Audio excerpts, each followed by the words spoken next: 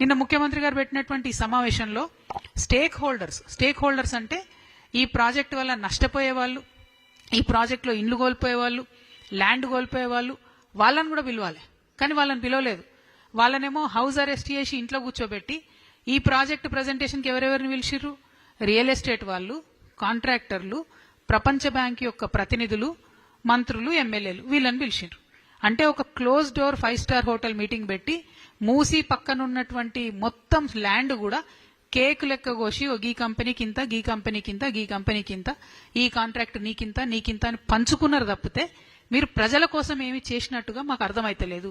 నిజంగా చేసి ఉంటే చెప్పండి. మరి ఎందుకు ప్రజలను పిలవలేదు? ఎందుకు 3000 ఎకరాల ల్యాండ్ మీరు సేకరిస్తాం మూసి నది డెవలప్మెంట్ కోసం అని చెప్పిండ్రు. మరి ఆ 3000 ఎకరాల ల్యాండ్ పోతున్న వాళ్ళని ఒక్కరినన్నా పిలిచిండ్రా? వాళ్ళకి మాట్లాడే అవకాశం ఇచ్చిండ్రా? చెప్పడమేమో మూసి మీద కన్సల్టేషన్స్ అని చెప్పారు. కన్సల్టేషన్ అంటే ఏంటంటే మాట ముచ్చట, ఒకలో మాట చెప్తే ఇంకో మాట చెప్పాలి. కానీ నిన్న జరిగిందేంది? మొత్తం ముఖ్యమంత్రి గారు ఏకపాత్రాభినయం. చిన్నప్పుడు ఉంటాయి కదా, ఎన్టీఆర్ డైలాగులు చెప్పు, దుర్యోధను డైలాగులు చెప్పు అంటే చెప్తారు.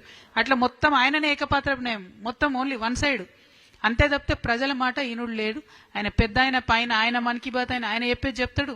ఇక్కడ ఈయన చిన్న మోడీ తయారైండు మనకి, ఈయన కూడా ఈయన చెప్పేదే ఈయన చెప్తున్నారు తప్పితే ఎక్కడా కూడా కనీసం ప్రజల నుంచి అభ్యంతరాలు వస్తున్నాయి, మధ్యతరగతి ప్రజల ఇండ్లు గులగొడుతున్నాం, సడన్ గా రూల్ మారింది, దాని మీద మాత్రం ఆలోచన చేస్తలేరు.